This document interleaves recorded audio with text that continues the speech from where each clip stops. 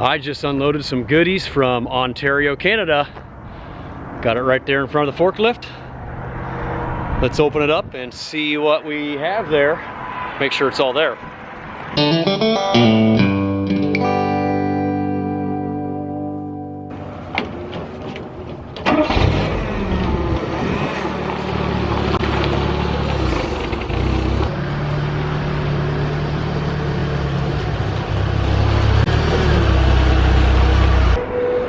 I was starting to get pretty worried that we weren't going to get this shipment this week because the tomatoes have sprouted. They're about 2 inches tall and ready to be moved into the greenhouse this week. And I'm leaving for Florida Saturday. So good thing this shipment came and we can get things planted this week. Here are the rockwool cubes that those tomato seeds are going to be going into. Let's unwrap it and take a look. All right, there they are. Just got all the stuff off the top. These are the 4-inch rockwool cubes. Each individual plant will be going into that hole, and this 4-inch block will give those plants room to grow and develop a good root system for the next 6 or 7 weeks. All right, I'm ready to go forklift these cubes up to the greenhouse door, and we'll get them put in the flats and hopefully get them transplanted this afternoon.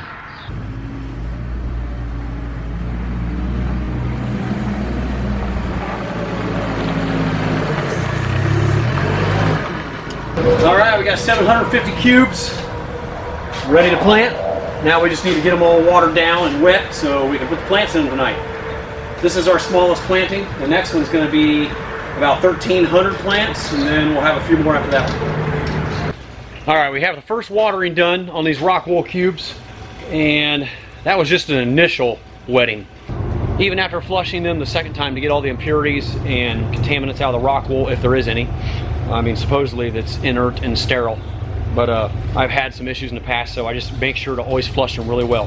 So we're going to do a second flush here in a few minutes and really get the water flowing through these things, because right now you can see they're still somewhat dry on the bottom. The water didn't go all the way through. And then we do a third watering. I will fill this white tub back here full of fertilizer solution and pump right out of that tub into these cubes so they actually have some fertilizer in them for the plants to grow. There we go, that's what we like to see. Now they have a good flush. Darn near 100% germination. In reality, it's probably 95, but they look good. Wow, that light's really bright. There we go.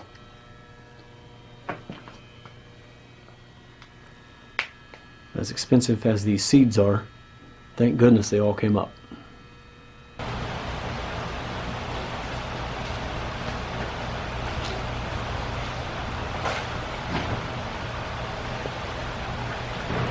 Well, as soon as the kids get home from school, we'll get all these baby plants transplanted into their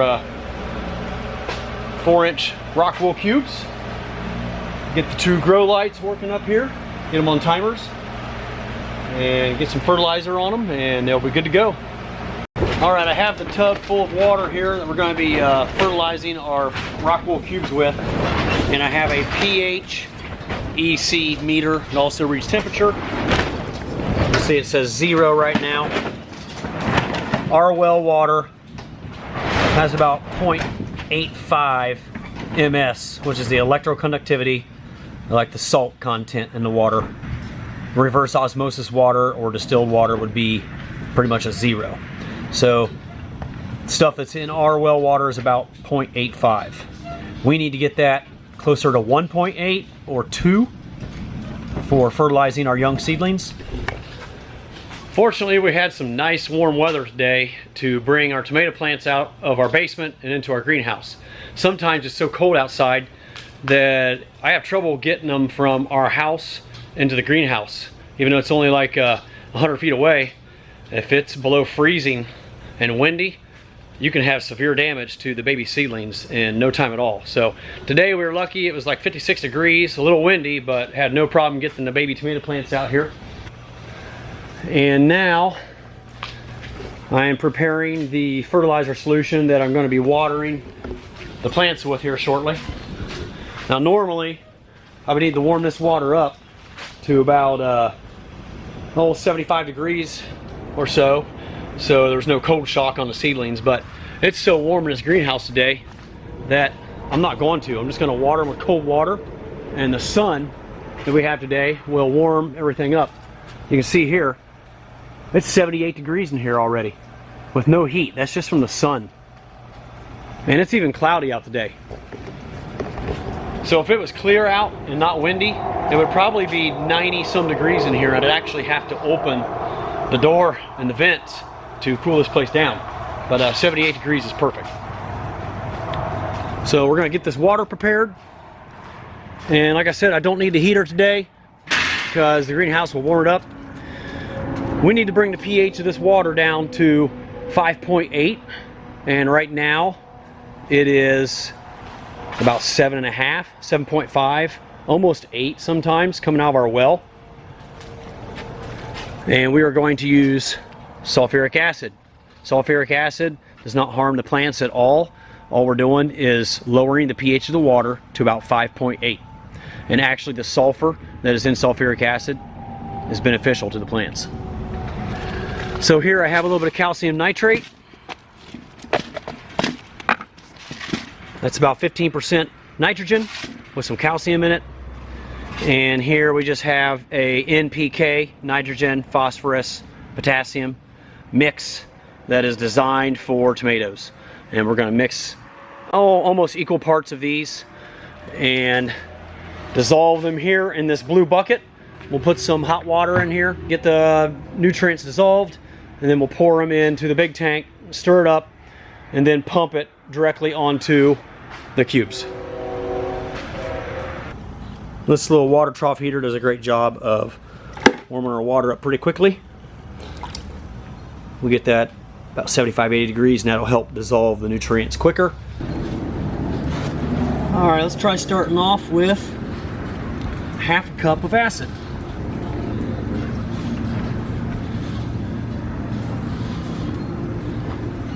This stuff will burn holes in your clothes. I've learned the hard way.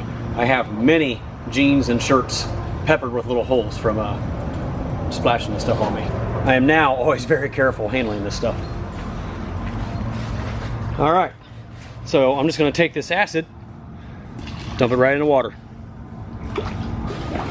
We're just going to mix this acid into the water, and then we'll check it and see how much the pH came down.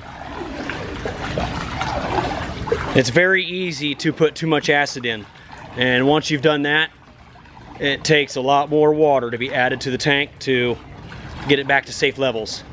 We do not want the acidity of this water to be in the 4s. 5.5 is as low as I like to get it, so 5.5 to 6, anywhere in that range, I'll be happy. Alright, there we go. We got it down to, if you can see that, 5.95. Close enough for me, that'll work.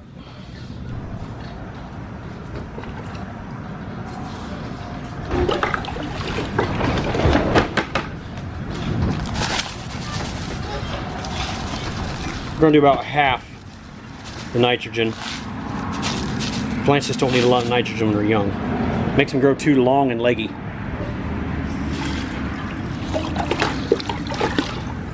Okay, let's get this all stirred up and dissolved.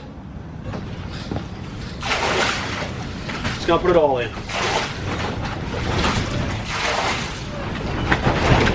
All right, let's give this a check and see if it's strong enough.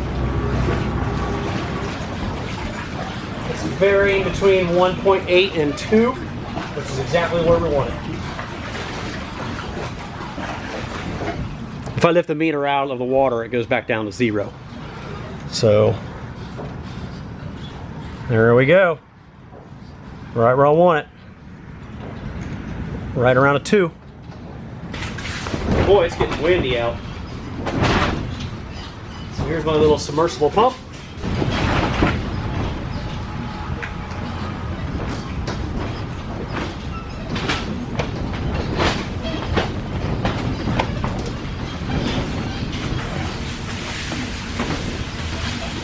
We have water. If you ever wondered what it sounded like in a greenhouse when it's raining, here you go. It's pretty loud.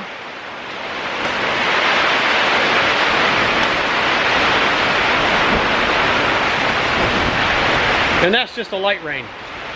The wind's really picked up too. You can see it flapping the plastic around a little bit over here.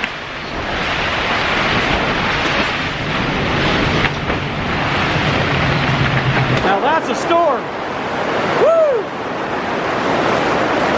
Holy mackerel! Oh, we got hail! Wow! That is crazy!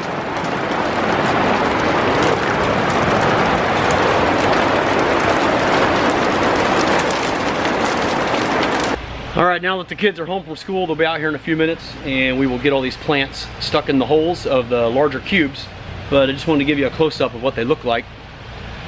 These are the large sheets that the seeds were planted in, and you can see underneath how they just tear off. So we're just going to be taking each plant, tearing it off, and sticking it into the cube. With the kids helping transplant these baby seedlings, it's only going to take us like 15 or 20 minutes. Doesn't take very long when you got a lot of hands helping. All right guys, thanks for tuning in to see us transplant our baby seedlings into the 4-inch cubes. Hope you enjoyed the video. Stay tuned for the next one. We'll give you an update on the tomato plants and start prepping the large greenhouse for the big transplant day coming up soon. See you on the next video guys. Thanks for watching.